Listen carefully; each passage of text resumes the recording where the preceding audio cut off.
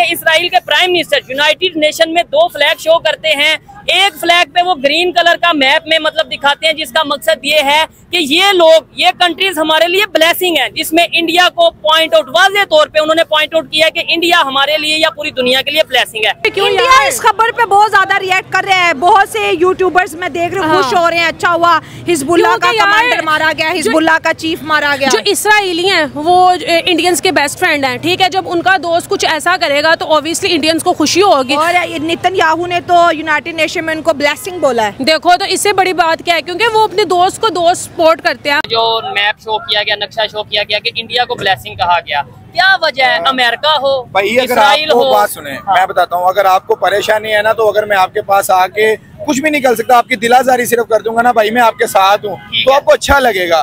हमारे prime minister साहब गए हैं तो उनको मिले नहीं जिनकी खातिर गए हैं, पता नहीं उधर का दौरा करने। हमारे प्राइम मिनिस्टर तो $7 बिलियन लेने गए थे, बस ये बात है ना। अब जिस तरह से ईरान का पहले सदर का उनकी शहादत होगी, अब जिस तरह से नसरुल्लाह का बताया जा रहा है, तो मैं ये बोलूँगी हम लोग जस्ट बातें कर सकते हैं, हम किसी को सपोर्ट नहीं कर सकते। ये ना गाजी बन सकते हैं, ना ये मुजाहिद बन सकते हैं, ये जस्ट फकीर बन सकते हैं, बैगर्स बन सकते हैं, और इनके लिए ये काम सबसे बेस्ट है। कच्चे के इलाके के डाकू नहीं काबू आ रहे, वो उनको क्या रोकेंगे? ये देखें, ये बड़ी गहरी बात की है क्या कि कच्चे के डाकू नहीं मारे संभाले जा रहे हैं। हमने इसराइल का मुकाबला कर इंडिया के खिलाफ बोलना है तो अभी सारे बोलेंगे कि हाँ भाई जंग करेंगे, कश्मीर ले लेंगे।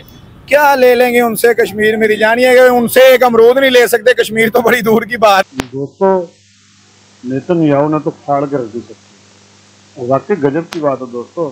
यूएन में खड़े होकर जब इन्होंने बोलना शुरू करा तो जो कुछ देश थे ऐसे जो उठते चले गए, लेकिन भाई साहब इन्होंने बोला रुकी, उन्होंने एक की धज्जियाँ उड़ा के रख दिया, इन्होंने पूरा दिखा दिया हिसाब किताब के कौन कौन कितना पानी में और कौन कौन क्या है।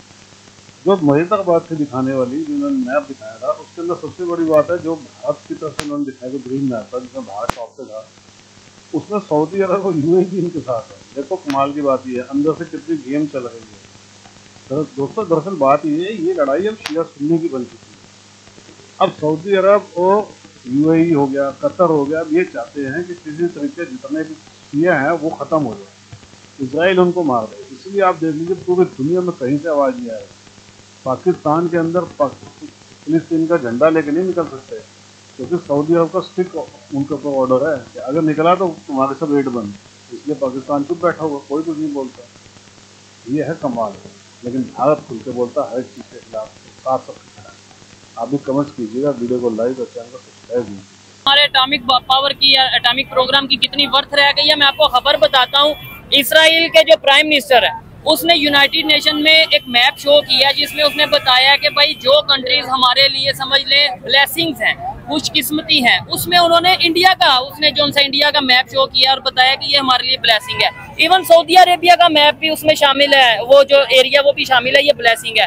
लेकिन ईरान, इराक, इनको बोला कि ये हमारे लिए अजाब है, लानत है, दुनिया के लिए अजाब है। क्या कहना चाहेंगे? इसका मतलब है कि भाई इंडिया इस टाइम पूरी दुनिया के लिए ब्लेसिंग का वो बना हुआ है। बिल्कुल इसी तरह से है।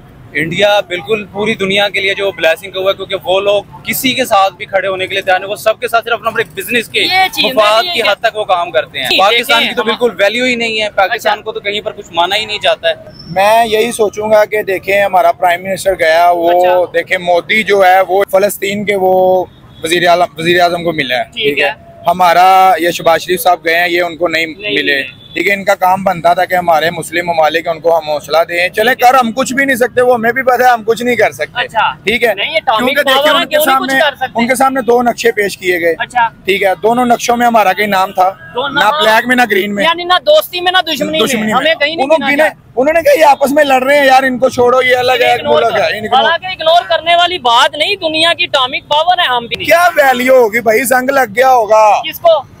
हमारी एटम बम को, और क्या होना है, ठीक है। तो हमें किसने बांटा है, किसने डिवाइड किया है? हमारे अपने असूलों ने, क्योंकि हम लोग एक कौम बन के चल नहीं सकते। हम फलस्तीन को भी आजाद करवा सकते हैं, पहले पाकिस्तान को नहीं आजाद करवाना चाहिए? पाकिस्तान आजाद है, क्योंकि पहले हमारे पर उतना जुल्म नहीं है, हम अपने पाकिस्तान में आजाद हैं, उनके लिए आजादी नहीं है। अगर आजाद होते तो शायद ओपनली खड़े होकर कह सकते कि हाँ भाई फलस्तीन के साथ हैं, यूनाइटेड नेशन में जाके फलस्तीन के प्राइम मिनिस्टर से मिलते कि हाँ भाई हम आपके साथ खड़े हैं। आजाद तो फिर हम इंडिया को कहेंगे जो उनके प्राइम मिनिस्टर मिनिस्टर जाके फलस्तीन के प्राइम मिनिस्टर से या हेड ऑफ स्टेट से मिले? हम आजाद हैं, बिल्कुल हम एक आजाद मुल्क है। हम फलस्तीन का झंडा लेके निकलेंगे तो हमें जेल हो जाएगी। हम आजाद हैं, पूछे फलस्तीन का झंडा हमारे पास होगा ना तो हमें जेल हो जाएगी। आज ये हम आजाद हैं, ये भाई बता रहे हैं हम आजाद है ना, ये हम आजाद हैं कि हम फलस्तीन का झंडा लेके नहीं निकल सकते। बात तो बड़ी दूर की बात है। इंडिया की पावर इधर से अंदाजा लगा सकते हैं कि वो ऐसा कंट्री है जो रशिया और यूक्रेन की वार चल रही है। मेरी बात सुनिएगा, वो रशिया भी जाते हैं, यूक्रेन भी जाते हैं, फिर इसके अलावा इसराइल और फलस्तीन की जंग चल रही है। फलस्तीन के प्राइम मिनिस्टर से भी वो मिले हैं, हेड ऑफ स्टेट से भी मिले हैं, और इसराइल के साथ भी उनके रिलेशन बेहतर हैं। यानी कि वो किसी से डर टूर नहीं रहे। वो कहते हैं कि जिधर हमारा ना कश्मीर का जो मामला शुरू हुआ था ना पीछे, हाँ जी, कश्मीर के मामलात में हमारे वजीर आज़म ने बहुत से मुल्क का दौरा किया कि हमें हमारी मदद की जाए। ठीक है, तो मैं आपको एक बात बताना चाहूंगा कि हर मुल्क ने मना किया। क्यों? ये इंडिया हर मुल्क के साथ बिजनेस कर रहा है, उनको लगता है हमारा लॉस हो जाएगा। हाँ बिल्कुल ऐसे ही है। अब जिस तरह से ईरान का पहले सदर का उनकी शहादत होगी, अब जिस तरह से नसरुल्लाह का बताया जा रहा है, तो मैं ये बोलूँगी हम लोग जस्ट बातें कर सकते हैं, हम किसी को सपोर्ट नहीं कर सकते। ये ना गाजी बन सकते हैं, ना ये मुजाहिद बन सकते हैं, ये जस्ट फ़कीर बन सकते हैं, बैगर्स बन सकते हैं, और इनके लिए ये काम सबसे बेस्ट है। इसी में ये दुनिया पे नंबर 1 पे आए हैं। और अगर हम इसराइल की बात कर लें, उनसे तो अच्छी अच्छी जो कंट्रीज़ हैं वो डर रही हैं। ईरान की एग्जाम्पल देख लें, फ़लस्तीन की देख लें, अब लिबनान की देख लें। तो जो इसराइल है ना, वो इस दफ़ा, मैं ये नहीं बोलूँगी कौन ठीक है कौन गलत है, मैं उनकी पावर की बात करूँगी कि जो इसराइल की इस टाइम दुनिया में एक पावर, एक दहशत है ना, उससे अच्छी अच्छी कंट्रीज डर रही हैं। इस्लामिक वर्ल्ड तो एकदम चुप हो गई है। 57 कंट्रीज हैं इस्लामिक, लेकिन उससे कुछ भी नहीं हो रहा, कुछ भी नहीं वो कर पा रहे। क्यों इंडिया इस खबर पे बहुत ज्यादा रिएक्ट कर रहे हैं। बहुत से यूट्यूबर्स मैं देख रही हूँ खुश हो रहे हैं, अच्छा हुआ हिजबुल्लाह का कमांडर मारा गया, हिजबुल्लाह का चीफ मारा गया। जो इसराइली हैं वो इंडियंस के बेस्ट फ्रेंड हैं, ठीक है। जब उनका दोस्त कुछ ऐसा करेगा तो ऑब्वियसली इंडियंस को खुशी होगी। और नेतन्याहू ने तो यूनाइटेड नेशन में उनको ब्लेसिंग बोला है। देखो तो इससे बड़ी बात क्या है, क्योंकि वो अपने दोस्त को दोस्त सपोर्ट करते हैं। हम लोग एक इसलिए कहते हैं कि इंडियन में है ना, उन लोगों में एक यूनिटी है। वो जिस बात पे इकट्ठे होते हैं वो उसी बात पे रहते हैं, चाहे दुनिया को जितना मर्जी नुकसान हो। अब इंडिया और फलस्तीन के, अब इंडिया और इसराइल की तुम फ्रेंडशिप देख लो। देखो उन्होंने ईरान के प्रेसिडेंट को कत्ल किया, अब लिबनान पे अटैक कर रहा है, तो इंडियन उनके साथ है, उनको फुल सपोर्ट है। तो यही चीज़ है कि अच्छे फ्रेंड्स होने चाहिए, ताकतवर। भाई हमारे मुसलमान भाई मारे जा रहे हैं, फ़लस्तीन में मारे गए, अब लेबनान पे हमला हुआ है। और भाई वो मुस्लिम लीडर था, वो उधर का मुस्लिम लीडर था, वो मारा गया, तो हमें उसके खिलाफ खड़ा होना चाहिए। अगर हम नहीं खड़े होते तो कल को पाकिस्तान पे भी हमला होगा, कल को ईरान पे भी हमला होगा। तो शायद कल हमारे बैतुल मुक़द्दस में जिस तरह उन्होंने उनको शहीद किया है, जिस तरह भी उधर बॉम्बिंग की गई, कल को सऊदी अरेबिया में भी होगी, तब भी तमाम मुसलमान बैठे रहेंगे। मेरा इनसे यही कहना है, भाई जागो, फ़िरक़ा-इज़्म से बाहर निकलो, उसके खिलाफ खड़े हो, बाइकआउट करो हर चीज़ का इसराइल का। क्या अमेरिका आके देता है खाने को? यार कुछ भी नहीं है, अमेरिका ही देता। फिर गलत बातें करी जा रही है मेरी स्क्रीन पे। मैं स्क्रीन पे आके बात कर रहा हूँ कि अमेरिका, देखें अमेरिका ही तो देता है। ये बार बार कह रहे हैं अमेरिका खाने को देता है। भाई अमेरिका ही खाने को देता है। चले मान लेते हैं अमेरिका खाने को देता है। हमारे अगर गुलामों के डिसीजन नहीं होते हैं, ना ही गुलामों के पास सुनता है। क्यों हम आज के दौर में हम गुलाम कहाँ से हैं? हाँ। हम इंडिपेंडेंट कंट्री में रहते हैं जो सिर्फ नाम की है। अगर हम सिर्फ इस नाम को ख़त्म करके अपनी प्रॉपर मुस्लिम पावर के साथ हम अगर बाहर निकले ना, इंडिया अपनी पॉलिसीज को बचाते हैं। उनकी इसराइल के साथ बड़ी जबरदस्त डिप्लोमेटिक रिलेशनशिप है। वो इस तरह की जहाद को और मिलिटेंसी को सपोर्ट नहीं करते।